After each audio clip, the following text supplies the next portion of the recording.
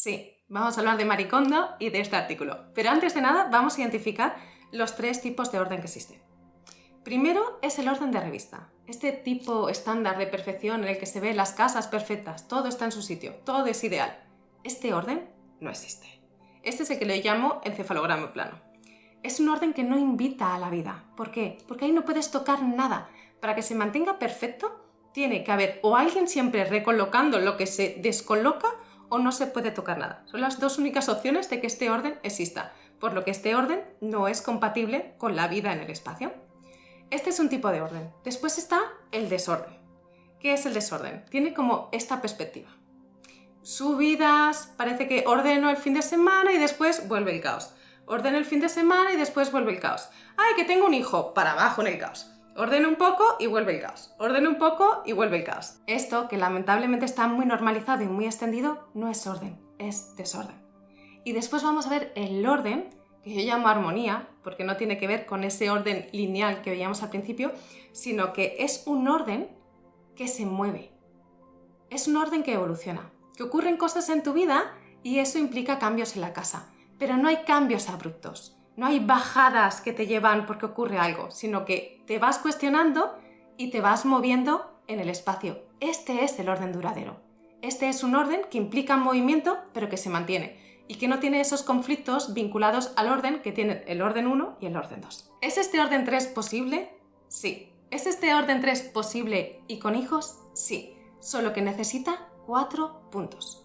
Para llegar al orden 3 necesitamos atender a 4 puntos que son muy concretos, muy específicos y te los digo ahora mismo. El primero de estos puntos es lo que tengo.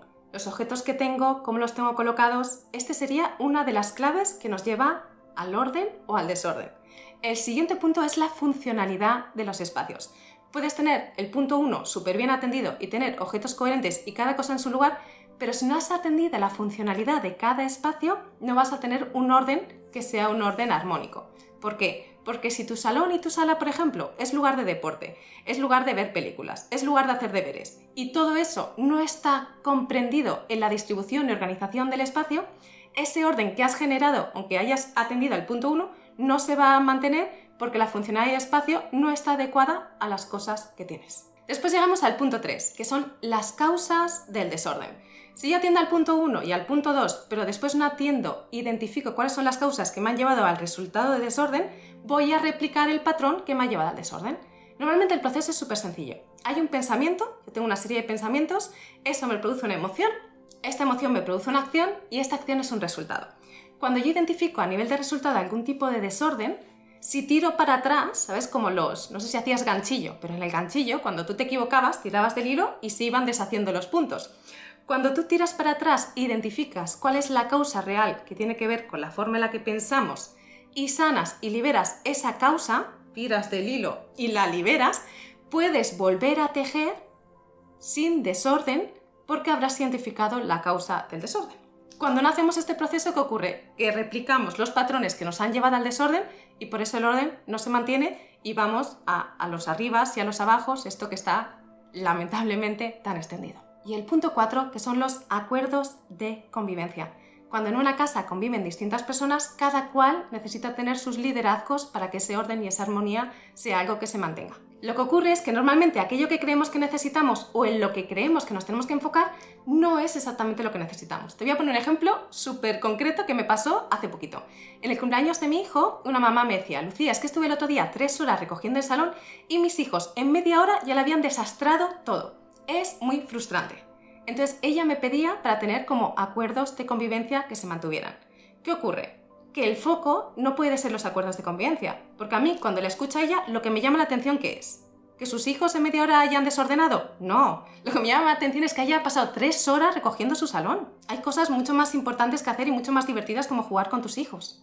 Esto me dice que las causas a las que tenemos que enfocarnos es el punto 1 y el punto 3. El volumen de objetos, la distribución de los mismos y el punto 3, las causas reales que han llevado a ese desorden, para que podamos generar un orden que sea duradero. Todos estos puntos están relacionados y yo no puedo llegar al punto 4 si no he atendido primero el 1, el 2 y el 3.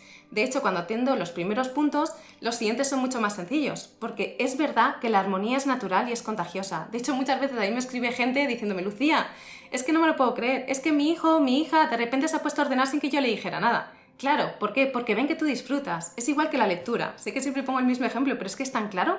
Si tú obligas a tu hijo a leer unas determinadas horas, él no va a querer leer, porque lo que estás imponiendo es algo que él no disfruta y que viene impuesto desde fuera. Pero si tu hijo y tu hija te ve a ti leyendo, hablando sobre libros, disfrutando de la lectura, pero de una forma que sea lúdica, no tú haciendo 5 horas de lectura porque tienes que inspirar a tu hijo a que lea. No es desde ahí, esa no es la armonía duradera. La armonía duradera es desde el disfrute. Lo mismo pasa con el orden.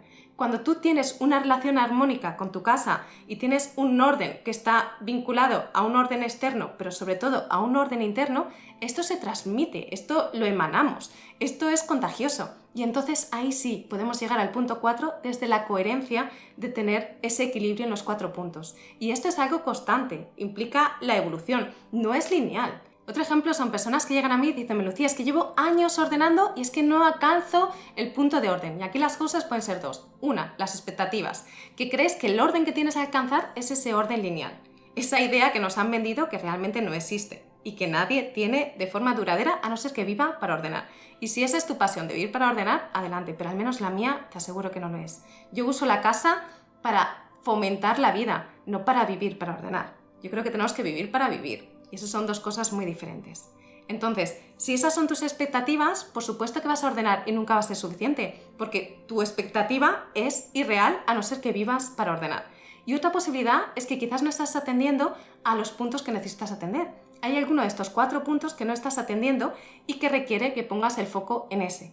A veces podemos creer que necesitamos una cosa, pero como te decía antes con mi amiga, puede que necesites otras y hasta que no atiendas aquello que necesitas, ese orden no va a ser ese orden armónico que por supuesto es flexible y se mueve. Y por último, yo veo un peligro en este tipo de titulares. Mira, he acompañado a más de 600 personas a hacer sus procesos de orden en su casa completa. Muchas de estas personas son personas con hijas y con hijos. Y yo misma tengo un hijo. Y yo, siendo 100% sincera, mi casa está más ordenada desde que soy madre que antes de serlo. No creo que sea justo para nuestros hijos e hijas que los hagamos responsables de nuestro desorden. Creo que desde aquí estamos haciendo una cesión de poder. Si creo que mis hijos son responsables del desorden, hasta que no se vayan mis hijos de casa, no me voy a abrir al orden. Voy a renunciar a esa posibilidad. Eso por un lado. Y por otro lado, estamos normalizando los conflictos vinculados al orden dentro del hogar. Yo creo que tanto la versión 1, esa versión lineal, como la versión 2, no promueven la vida. La primera, porque es imposible de mantener a no ser que vivas para ordenar. Y la segunda, porque es causa de mucho conflicto. Genera mucho estrés y esto se vuelve que la casa deja de ser ese espacio sagrado que promueve la convivencia y pasa a ser ese ente pesado que promueve el conflicto dentro del hogar. Por eso yo creo que este tipo de mensajes o de titulares probablemente fuera de contexto son dañinos, porque nos alejan de esa posibilidad, nos dicen que es imposible tener esa armonía, que es flexible, pero que sí que es armonía.